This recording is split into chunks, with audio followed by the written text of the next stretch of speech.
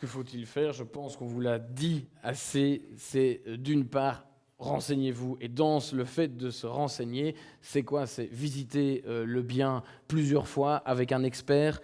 Comment dire? C'est aussi bien faire attention à ce que vous signez.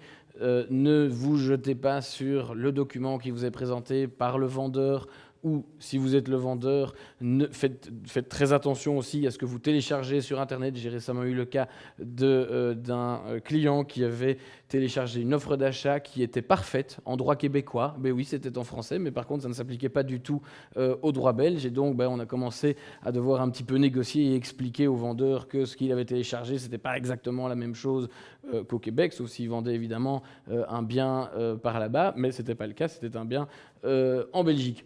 Et donc, faites bien attention à ce que vous signez. Faites attention aussi au contenu du compromis. Il y a beaucoup d'agences immobilières qui sont vraiment de très bonne composition et qui vous disent « mais nous allons rédiger le compromis ». Il n'y a absolument aucun problème, ils font ça très bien. Mais n'hésitez pas à demander à l'agent immobilier de dire « eh bien, envoyer le compromis de vente à mon notaire avec tous les documents annexes, qu'il puisse vérifier et donner son feu vert ».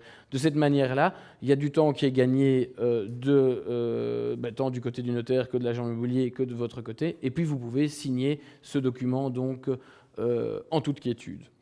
Ne donnez pas les clés. Je pense qu'on a suffisamment tapé sur le clou. Ne donnez pas les clés avant la signature de l'acte authentique, sauf éventuellement avec un accord bien signé dans lequel on a bien déterminé les conditions de remise des clés, ce qu'on peut faire, ce qu'on ne peut pas faire. Je vous donne les clés, c'est très bien. Vous pouvez aller installer vos cartons dans le garage, mais de grâce, vous ne commencez pas à détapisser et arracher les lavabos. Ça fait partie des choses donc, qui peuvent être dites.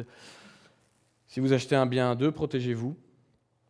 Faites bien attention, il y a des mesures de protection. Acheter, c'est évidemment un acte qui n'est pas du tout anodin. Quand on achète à deux, encore plus. Et donc se protéger, se poser des questions sur l'avenir de son couple, la manière dont on voit les choses si l'un des deux vient à décéder, eh bien, ça fait partie des choses qui doivent être examinées. Et donc, pour tout ça, vous n'hésitez surtout pas à aller trouver votre notaire. On est évidemment 100% disponible pour vous éclairer. Vous pouvez aussi évidemment nous contacter si vous souhaitez mettre le bien en vente, il n'y a absolument aucun problème. On vous dirigera sur les différents éléments qui doivent être réunis, comme l'a dit Renaud, le certificat PEB, le dossier d'intervention ultérieure, le titre de propriété qui va nous permettre déjà d'envisager toutes les conditions particulières du bien. Est-ce qu'il y a des servitudes? Est-ce qu'on est dans le cadre d'un lotissement? Eh bien, au moment de la mise en vente, tout ça peut être examiné pour que vous, au moment où vous allez mettre en vente, vous puissiez donner l'information la plus correcte, la plus proche de la réalité, la plus réelle en fait, à votre candidat amateur. C'est très important. Pensez qu'il existe plusieurs façons de vendre la maison. N'ayez pas peur de la vente publique.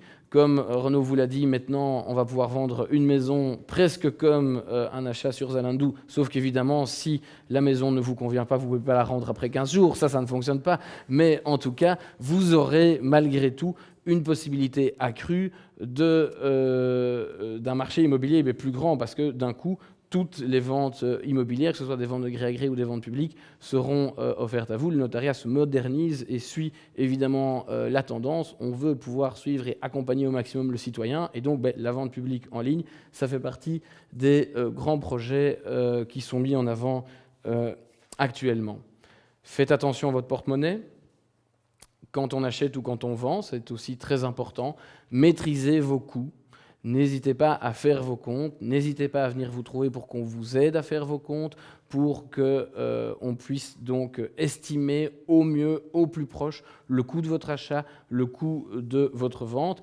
Avant, eh bien, ça passe évidemment par le simulateur sur le site notaire.be. Ça passe aussi par un entretien un petit peu sérieux avec son banquier. À partir du moment où on veut se lancer, évidemment, il faut être absolument certain d'avoir la capacité financière pour le faire. Ne vous lancez pas si votre banquier vous dit que ce sera vraiment très très compliqué et que ce serait de la folie. Non, à ce moment-là, il faut peut-être un petit peu, en tout cas, reconsidérer son budget et voir ce qu'on peut faire. Et enfin, eh bien, rendez-vous sur notaire.be ou dans les études notariales. Si vous avez la moindre question, le moindre renseignement, sur notaire.be, il y a énormément d'informations qui sont diffusées, mais à propos vraiment de toutes les matières qui sont abordées par le notariat. Et évidemment, la question immobilière, la question des crédits est une question qui est très très largement abordée. Il y a des vidéos, il y a des infofiches, n'hésitez pas à les consulter. Et puis, allez aussi consulter votre notaire, il est totalement à votre disposition pour ce faire, c'est son métier, il ne faut pas hésiter à le faire travailler.